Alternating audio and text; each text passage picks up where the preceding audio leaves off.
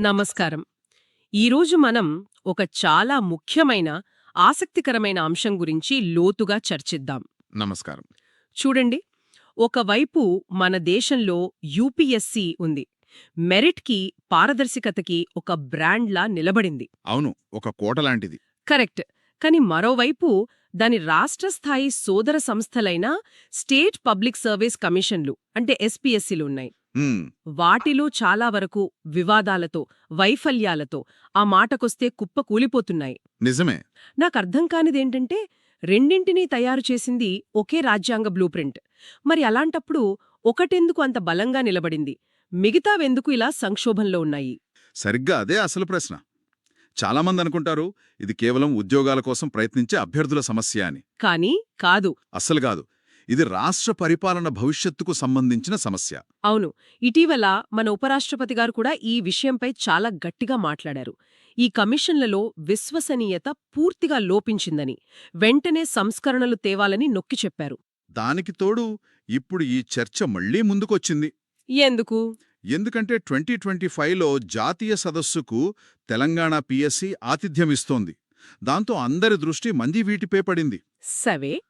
అందుకే ఈరోజు మనం ఈ వ్యవస్థాగత పతనం వెనుక అసలు కారణాలేంటో, దాన్ని ఎలా సరిదిద్దాలో లోతుగా విశ్లేషిద్దాం. తప్పకుండా. ఎందుకంటే ఈ ఎస్పీఎస్సీలు కేవలం పరీక్షలు పెట్టే ఏజెన్సీలు కావు. అవి రాష్ట్ర ప్రభుత్వానికి పునాది లాంటివి. రాజ్యాంగం ఏర్పాటు చేసిన వ్యవస్థలు. అవును. ఆ పునాదే కదిలితే మొత్తం పాలనా వ్యవస్థ సామర్థ్యం దెబ్బతింటుంది. అయితే ఆ పునాది దగ్గర నుంచే మొదలు పెడదాం. అసలు ఎస్పీఎస్సీ అంటే ఏమిటి? రాజ్యాంగం వీటికి ఎలాంటి అధికారాలిచ్చింది? మన రాజ్యాంగంలో దీనికి చాలా స్పష్టమైన నిర్మాణం ఉంది. పార్ట్ 14లో ఆర్టికల్ 315 నుంచి 323 వరకు ఈ కమిషన్ల గురించే చెబుతాయి. 315 నుంచి 323 వరకు. అవును. వాటి ప్రధాన కర్తవ్యం ఒక్కటే: రాష్ట్ర ప్రభుత్వ ఉద్యోగాలకు ఎలాంటి పక్షపాతం లేకుండా అభ్యర్థులను ఎంపిక చేయడం. అంటే కులం, మతం, రాజకీయ పలుకుబడి ఇవేవీ ఉండకూడదు. ఏవీ ఉండకూడదు. కేవలం ప్రతిభ, మెరిట్. కేంద్రంలో యూపీఎస్సీ ఎలాగో రాష్ట్రాల్లో ఇవి కూడా మెరిట్ వ్యవస్థకు కాపలాదారులు. ఈ మెరిట్ వ్యవస్థ అనే ఆలోచన మన రాజ్యాంగ నిర్మాతలదేనా, లేకపోతే అంతకంటే పాతదా? దీనికి సుదీర్ఘమైన చరిత్ర ఉంది. మన స్వాతంత్ర్య ఉద్యమ సమయంలోనే మొదలైంది. ఓ, అలాగా? అప్పుడు ప్రభుత్వ ఉద్యోగాల్లో బ్రిటిష్ వాళ్ల పక్షపాతం ఎక్కువగా ఉండేది. దానికి వ్యతిరేకంగా మన నాయకులు మెరిట్ ఆధారిత నియామకాల కోసం పోరాడారు. దాని ఫలితమేంటి? దాని ఫలితంగా 1919 మాంటెగో చెమ్స్ఫర్డ్ సంస్కరణల్లో ఒక స్వతంత్ర సంస్థను ప్రతిపాదించారు. అంటే మొదటి కమిషన్ అప్పుడే వచ్చిందా? దాని ఆధారంగానే 1926లో మొదటి పబ్లిక్ సర్వీస్ కమిషన్ ఏర్పాటైంది. ఆ తర్వాత 1935 భారత ప్రభుత్వ చట్టం. ఆ చట్టం ప్రకారం ప్రతి ప్రావిన్స్లో ఒక పిఎస్సి ఉండాలని తప్పనిసరి చేసింది. మన రాజ్యాంగ నిర్మాతలు ఈ వ్యవస్థ ప్రాముఖ్యతను గుర్తించి దాన్ని మరింత పటిష్టం చేశారు. ఇక్కడే ఒక ఆసక్తికరమైన విషయముంది. ఎస్పీఎస్సీ చైర్మన్ సభ్యులను రాష్ట్ర గవర్నర్ నియమిస్తారు. అవును. కాని వాళ్లను తొలగించే అధికారం మాత్రం కేవలం రాష్ట్రపతికి మాత్రమే ఉంటుంది. ఇది కొంచెం విచిత్రంగా లేదా? రాష్ట్రం నియమిస్తోంది, కాని కేంద్రం తొలగిస్తోంది. అది వారి స్వతంత్రతను కాపాడటానికే. అదొక బలమైన రక్షణ కవచం. అంటే ఎవరైనా ముఖ్యమంత్రికి నచ్చకపోతే వాళ్లను తీసేయడం కుదరదా? కుదరదు. అది కూడా నేరుగా కాదు. వారిపై తీవ్రమైన అవినీతి ఆరోపణలు వస్తే రాష్ట్రపతి ఆ విషయాన్ని సుప్రీంకోర్టు విచారణకు పంపాలి. సుప్రీంకోర్టు విచారణ జరిపి ఇచ్చే సలహా రాష్ట్రపతికి కట్టుబడిగా ఉంటుంది. ఈ క్లిష్టమైన ప్రక్రియ వారి నిష్పక్షపాతాన్ని కాపాడటానికే పెట్టారు. మరి అర్హతల సంగతేంటి? రాజ్యాంగంలో ఏమైనా చెప్పారా? చెప్పారు. సగం మంది సభ్యులకు కేంద్ర లేదా రాష్ట్ర ప్రభుత్వంలో కనీసం 10 ఏళ్ల అనుభవం ఉండాలి. సరే, మరి మిగతా సగం మందికి? వారికి ఎలాంటి నిర్దిష్ట అర్హతలు లేకపోవడం కొంచెం ఆశ్చర్యంగా ఉంది. అది ఉద్దేశపూర్వకంగానే పెట్టారు. వివిధ రంగాలకు చెందిన నిపుణులను, మేధావులను కమిషన్లో భాగం చెయ్యాలనేది దాని ఉద్దేశ్యం. అంటే కాగితం మీద చూస్తే వీరికి తిరుగులేని స్వాతంత్ర్యం, రక్షణ అన్నీ ఉన్నాయి. ఖచ్చితంగా. కానీ అసలు సమస్య మొదలయ్యేది ఇక్కడే, ఆచరణలో ఏం జరుగుతోంది అన్న దగ్గర. అవును, అదే నా ప్రశ్న. ఆదర్శానికి, వాస్తవానికి మధ్య ఇంత తేడా ఎందుకొస్తోంది? యూపీఎస్సీ అంత విజయవంతంగా పనిచేస్తుంటే ఎస్పీఎస్సీలు ఎందుకు విఫలమవుతున్నాయి? దీనికి కారణం ఎస్పీఎస్సీలు పనిచేసే వాతావరణం. దానికొక మంచి పదముంది: politically osmotic environment. Politically osmotic environment అంటే ఆస్మోసిస్ ప్రక్రియలో ద్రవాలు ఒక పొర ద్వారా ఎలా సులభంగా లోపలికి వెళతాయో అవును. అలాగే రాజకీయ ప్రభావం కూడా ఈ సంస్థల గోడల ద్వారా లోపలికి చొచ్చుకుపోతుంది. ఆ గోడలు కాగితం మీద ఎంత బలంగా కనిపించినా సరే. రాజకీయ ప్రభావం గోడల ద్వారా లోపలికి చొచ్చుకుపోవడం ఇది చాలా శక్తివంతమైన పోలిక. ఇది ఎలా జరుగుతుంది? మొదటి అడుగు నియామకాల్లోనేనా? అక్కడే మొదలవుతుంది. యూపీఎస్సీ సభ్యుల నియామకం చాలా వరకు వారి అనుభవం, ప్రతిభ ఆధారంగా జరుగుతుంది. కానీ ఎస్పీఎస్సీలలో తరచుగా అధికారంలో ఉన్న పార్టీకి దగ్గరైన వారిని, రాజకీయంగా విధేయులైన వారిని నియమిస్తున్నారు. దీనికే స్పాయిల్ సిస్టమ్ అంటారా? అవును, అదే. అంటే ఎన్నికల్లో గెలిచిన పార్టీ ఈ పదవులను తమ వాళ్లకు బహుమతులుగా పంచిపెట్టడం లాంటిది. ఒక్క నిమిషం. అంటే ఇక్కడ లక్ష్యం ఉద్యోగానికి సరైన వ్యక్తిని ఎంపిక చేయడం కాదు. కాదు. రాజకీయ విధేయతకు బహుమతి ఇవ్వడం. పునాదిలోనే అంటే కమిషన్ సభ్యుల ఎంపికలోనే ఇంత రాజీ పడితే ఇక ఆ తర్వాత జరిగే ప్రక్రియలో నిష్పక్షపాతాన్ని ఎలా ఆశించగలం? ఆశించలేం. అది మొదటి అడుగు మాత్రమే. రెండో పెద్ద సమస్య మానవ వనరుల ప్రణాళిక లేకపోవడం. అంటే కేంద్ర ప్రభుత్వంలో 1985 నుంచే సిబ్బంది వ్యవహారాల కోసం ఒక ప్రత్యేక మంత్రిత్వ శాఖ ఉంది. Department of personal and training. అవును. అది ఏ డిపార్ట్మెంట్లో ఎన్ని ఖాళీలున్నాయో లెక్కగట్టి ప్రణాళిక ప్రకారం యూపీఎస్సీకి తెలియజేస్తుంది. కానీ చాలా రాష్ట్రాల్లో అలాంటి వ్యవస్థే లేదు. అంటే ఎస్పీఎస్సీ పరీక్ష పెట్టడానికి సిద్ధంగా ఉన్నా ఏ ఉద్యోగాలకు పరీక్ష పెట్టాలో, ఎన్ని ఖాళీనున్నాయో చెప్పేవాళ్లే లేరన్నమాట. చాలాసార్లు అదే జరుగుతోంది. వైఫల్యం పరీక్ష మొదలవక ముందే మొదలవుతోంది. ఖచ్చితంగా. దీనికి తోడు రాష్ట్రాల ఆర్థిక పరిస్థితి కూడా ఒక కారణం. నియామకాలు చేపడితే జీతాలివ్వాలనే భయంతో ప్రభుత్వాలు నోటిఫికేషన్లను ఏళ్ల తరబడి వాయిదా వేస్తుంటాయి. ఇక సిలబస్, పరీక్షా విధానం సంగతేంటి? అది మరో పెద్ద కథ. యూపీఎస్సీ నిపుణులతో కమిటీలు వేసి సిలబస్ను ఎప్పటికప్పుడు సమీక్షిస్తుంది. కానీ చాలా ఎస్పీఎస్సీలు దశాబ్దాల నాటి పాత సిలబస్నే కొనసాగిస్తున్నాయి. ప్రశ్నల నాణ్యత, మూల్యాంకనంలో కూడా చాలా లోపాలుంటున్నాయి. రిజర్వేషన్ల అమలు కూడా రాష్ట్రాల్లో చాలా క్లిష్టంగా ఉంటుంది కదా? అవును, చాలా సంక్లిష్టంగా ఉంటుంది. రాష్ట్రాల్లో వర్టికల్, హారిజాంటల్, కొన్ని రాష్ట్రాల్లో జోనల్ రిజర్వేషన్లు. ఇవన్నీ కలిపి. అవును, ఇవన్నీ కలిపి అమలు చేయడం చాలా కష్టం. అందులో ఒక చిన్న పొరపాటు జరిగినా విషయం కోర్టుకు వెళ్తుంది. నియామక ప్రక్రియ మొత్తం ఏళ్ల తరబడి ఆగిపోతుంది. ఈ సమస్యలన్నీ కలిసి ఎలాంటి సంక్షోభాన్ని సృష్టిస్తున్నాయో చెప్పడానికి కొన్ని ఉదాహరణలు చూద్దాం. ప్రశ్నపత్రాల లీకులు ఇప్పుడొక మహమ్మారిలా మారాయి. నిజమే. గత 7 ఏళ్లలో దేశవ్యాప్తంగా 70కి పైగా పేపర్ లీకులు జరిగాయట.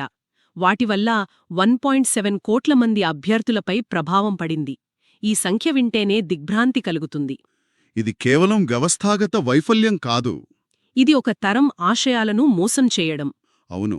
ఇటీవల 2024లో 2021 నాటి సబ్ ఇన్స్పెక్టర్ పరీక్ష లీక్ కేసులో రాజస్థాన్ పిఎస్సి మాజీ సభ్యుడిని అరెస్టు చేశారు. అంటే సమస్య ఎంత లోతుగా పాతుకుపోయిందో అర్థం చేసుకోవచ్చు. లీకులతో పాటు నియామకాలలో జాప్యం, అవినీతి. 2013లో మధ్యప్రదేశ్లో బయటపడ్డ వ్యాపం కుంభకోణం ఎస్పీఎస్సీల విశ్వసనీయతను పూర్తిగా నాశనం చేసింది. అదొక పెద్ద మచ్చ.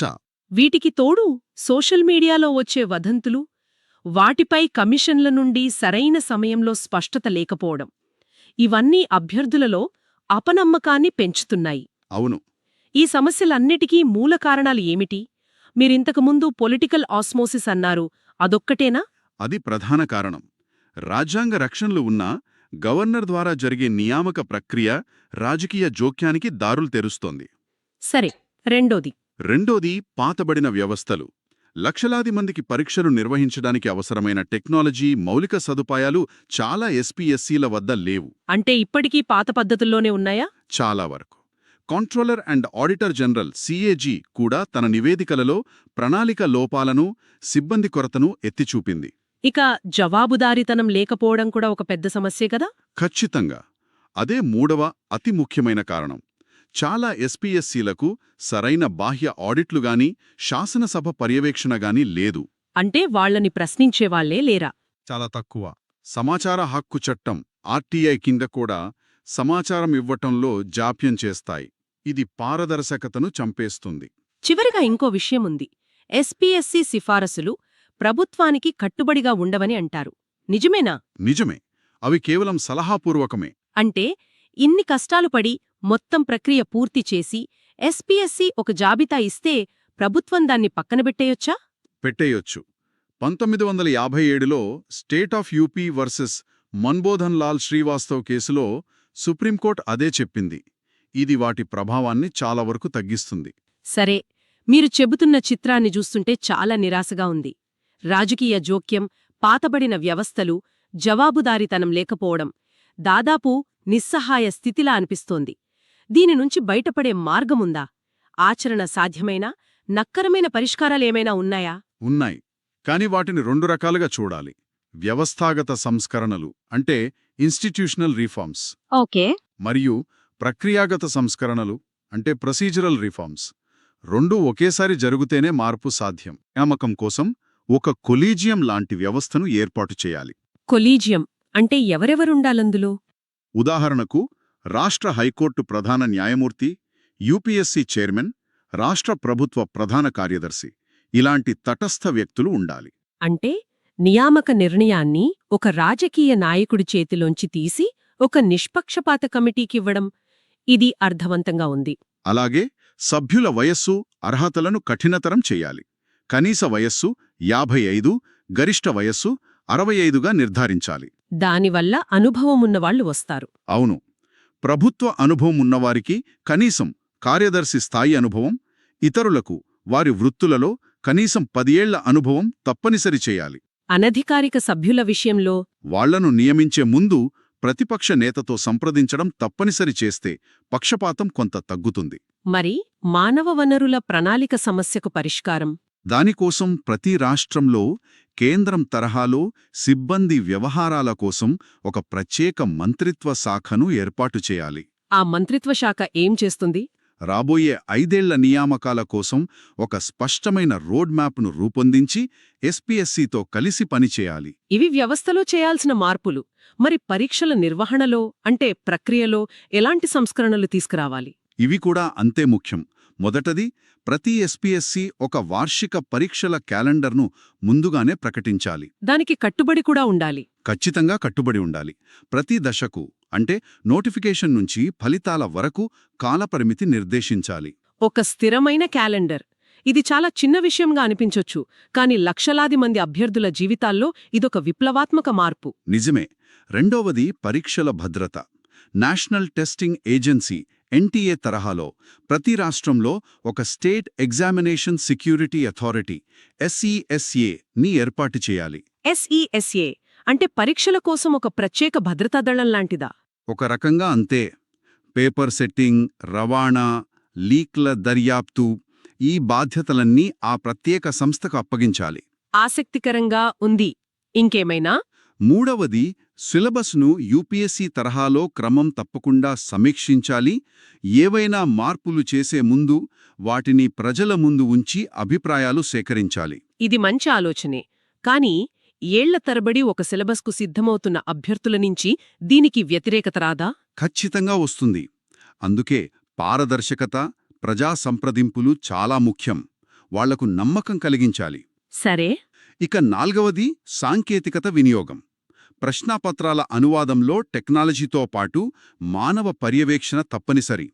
అలాగే అభ్యర్థులు AI సాధనాలను దుర్వినియోగం చేయకుండా ప్రశ్నల సరళిని తరచుగా మారుస్తూ ఉండాలి. చివరిగా పారదర్శకత గురించి. అవును. ప్రతి నియామక ప్రక్రియ పురోగతిని చూపించే ఒక రియల్ టైం పబ్లిక్ డాష్బోర్డ్ ఏర్పాటు చేయాలి. అప్లికేషన్లు ఎన్ని వచ్చాయి, పరీక్ష ఎప్పుడు, ఫలితాలెప్పుడు అన్నీ అందరికీ తెలియాలి. చాలా స్పష్టంగా వివరించారు. అంటే చర్చను ముగింపుకు తీసుకొస్తే, రాజ్యాంగం ప్రకారం మెరిట్కి కాపలాదారులుగా ఉండాల్సిన ఎస్పీఎస్సీలు పేపర్ లీకులు, జాప్యం, రాజకీయ జోక్యంతో వాటి విశ్వసనీయతను కోల్పోయి అవే సంక్షోభంలో చిక్కుకున్నాయి. అవును. పరిష్కారం కేవలం కొత్త టెక్నాలజీ వాడటంలోనూ, కొత్త చట్టాలు చేయటంలోనూ లేదు.